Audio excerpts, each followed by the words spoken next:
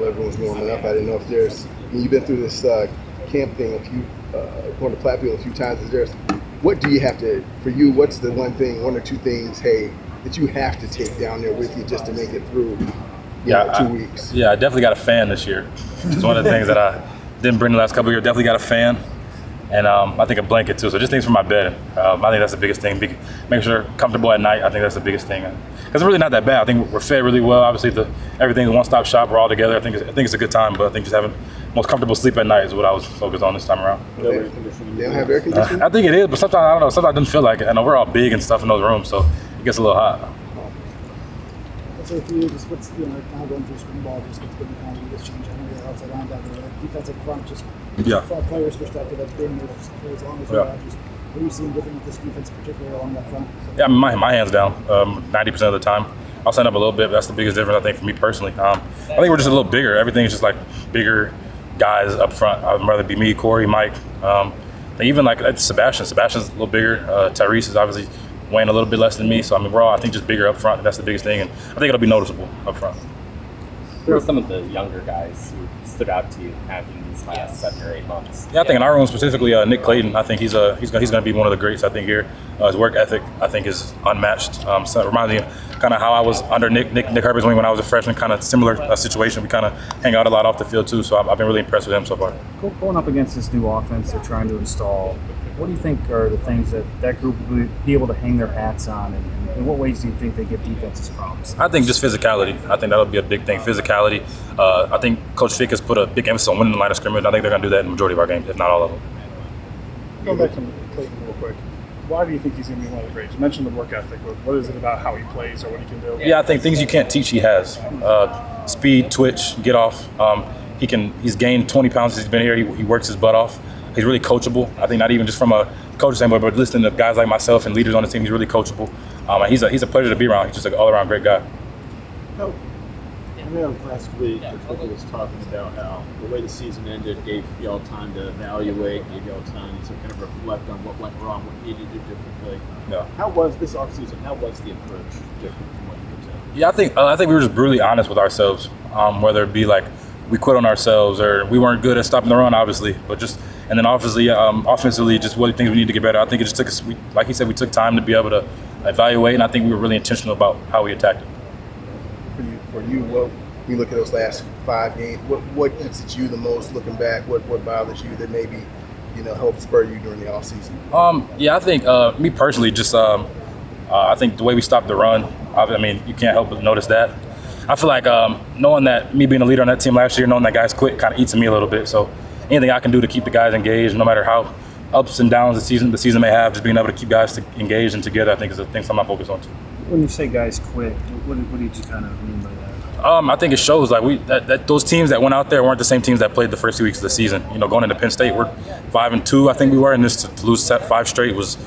I mean, you see, I think every week we just started to believe in ourselves a little less. And I mean, I think as a leader, you take that upon yourself to make sure it doesn't happen again. What are the warning signs? What do you say? What are the warning signs? What did you see? That's the thing. You don't notice when you're in it because everybody's kind of like, there's so much that happens in a week. We're guys at class. When we meetings, everything's happening so fast. But I think when we say that evaluation thing, we look back like, wow, we didn't even catch this, or see these things that kind of would have tipped us off a little bit to guys, being like that. Did you do something to prevent that going into this season, or is that just like a mindset shift you all had? I think, if you can try to catch it, winning games will, ixnay all that stuff, so I think that's the most important thing. But I think winning games and just keeping guys engaged and just, I think leadership has been important. We got a little leadership group that I think has done a great job of just rallying guys and setting the standard. I think just keeping that standard at a high level, I think is going to be important for us. Who's in that leadership group?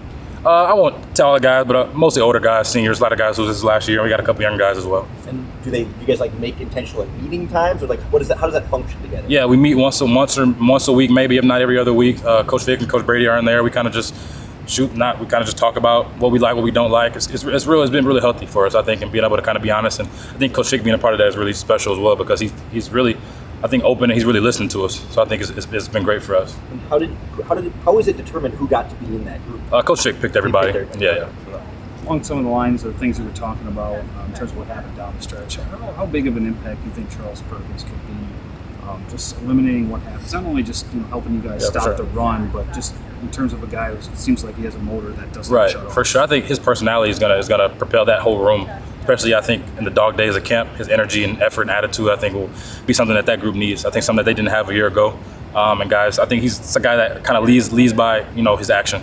And I'm excited for him. And he's done a great job throughout the winter and the summer. And he's been the same person each and every single day. I can tell you that. And I think he's gonna be great for us. Do you get revitalized at all just playing alongside this bigger, more massive front where maybe they're picking off more guys for you? I'm sure you're getting more favorable matchups. I'm excited. I'm excited for that part as well. I think being that, having my hand down a little bit, I'm a little bit more closer to the fire. Whereas I think standing up a little bit, I think everything's so much closer for me. Like even if I'm the 3 tech or even at the 5 tech, everything just happens so much faster, and I'm able to use my hands more and use what I'm good at, like the powerful, the physical aspect of the game. I think I'm best at. I think I'll be able to use that more, and it'll help me a lot. How much have you bulked up? I'm pushing 260 right now. I was about 245 a year ago. So about 15 pounds heavier than a year ago. Did you have to change your diet much, or was it just different workouts? Yeah, man, you can't eat as clean as you would like. Sometimes chugging a lot of protein shakes at night. Even before I'm weighing in, sometimes I'm chugging one just to kind of make weight sometimes. But I think that's the biggest thing. Just I think being consistent, staying hydrated as well. I think just drinking a lot of water too. Did you get more of like fun foods, like more junk food and stuff? Oh yeah, trust a lot of pizza and stuff. Especially when I was trying to those weekends, or instead of cheat meals, it turned into cheat days and cheat weekends. I enjoyed it. It sounds horrible. I would say. Yeah. You're mentioning with that quit and not seeing it kind of at the time. Was there a moment, whether it be during the season or after the season, where it really hit you that happened? I think that Iowa game.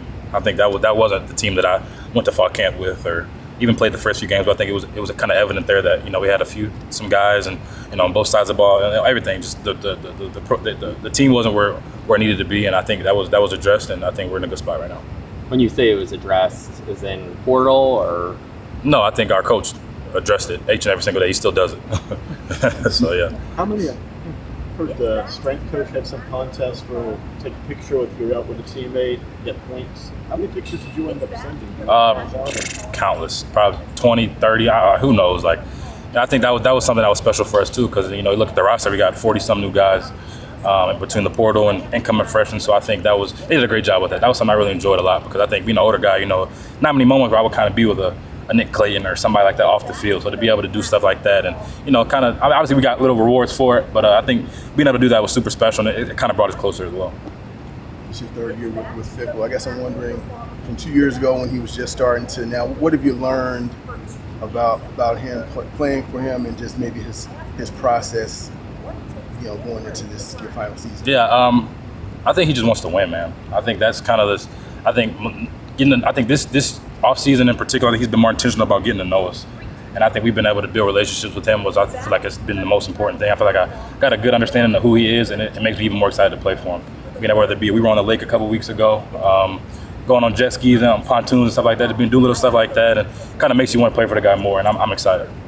How many guys were out when you guys were on? Kind of like that leadership group, some of the older guys, he had us out there, and then we've been out to his house, and a bunch of guys were out to his house when we had official visit. I think he's been really more intentional about just being around us and stuff like that, and it's been inspiring to see. You were being recruited here at kind of when this program was sort of near its peak, or at the peak, depending on how you want to look at it. You're part of the highest rated recruiting class in school history, and the expectations when you got here are sky high. Yeah. How much does this last year mean to you to be able to at least turn it around back in that direction, if anything else? Yeah, I think it means everything to me, man. Like you said, coming in, when I was getting recruited, they just went to a Rose Bowl. Obviously lost that game by a point to Oregon, but I think that's kind of what the standard that I had for the place. And I think, and we and Coach Fick have talked about it as well. You kind of, that gets in your head, and you think that's you're kind of not used to it, but you start to expect that. And when that's not the case, you're kind of like, you don't know what to do. So I think I've been really intentional about how I lead this year, and just making sure I remember what guys like Jack Sanborn and Nick Herbig were bringing to the table those first couple of years that I was here. And even we weren't even as good as I think we could have been those years, but 9-4, we would have died to be 9-4 a year ago, just like that. And that wasn't enough for us. So I think just being able to be intentional about the leadership and things of that sort, I'm excited to get around these guys, and I think camp is going to be a big for us. You mentioned maybe being kind of in shock when things don't go the way you expected. Today, obviously, it's kind of musical chairs in college football, right. And bumps in the road. Sometimes the answer is to hop on board at the next program. Well, why don't you stay here for 5 years, even though that road is probably a lot bumpier than you imagine? Right. Yeah. I love this place. I love the guys I'm around. Obviously, guys like Ricardo, Mallman, obviously being able to do it with Cheney and Hunter for 4 years. I think I just love the place and the people I've been able to do it with, and I've grown to love Coach Fickle, Coach Mitchell, those guys as well. And I can't imagine, like, because, obviously, like you said, and the culture that we're in now, after a season, especially like we had, and especially like me individually, like stats, stuff like that, you wonder, like, is this the place for me or not? And I prayed about it and talked to God about it a lot, and there was no other place in my head I could imagine myself other than here.